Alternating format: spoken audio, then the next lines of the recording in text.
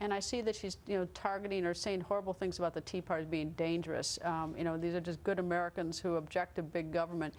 And I think to myself, well, you don't walk through the office and not say those things to your colleagues. I mean, where are all the colleagues around her? Where's her supervisor? I mean, this couldn't just be Lois Lerner hiding a few things in a couple emails. I mean, it doesn't work like that in an office environment. Well, first of all, at this time in the last few weeks, we haven't really been hearing a lot about the IRS scandal. Obviously, there's been a lot of other news, but investigators have still been interviewing people who were at the IRS, and so we may learn more from them. And of course, the problem with Lois Lerner is she's taken the fifth. She should. If I were her lawyer, if I were her lawyer, I would have told her to take the fifth too. That'd be your first bit of advice. But the fact is, it means that we can't find out what's going on in the public, at least. Well, if the president would go back to the early thing before he called it a phony scandal, in the beginning he said there would be an investigation. If he would get behind it, and even let me even mention the T word, transparency.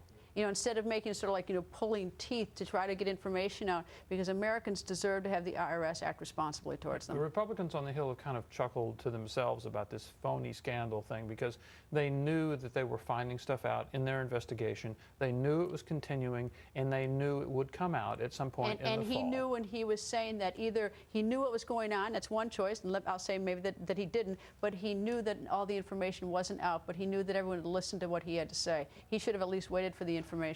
Absolutely. Anyway, Byron, thank you. Thank you.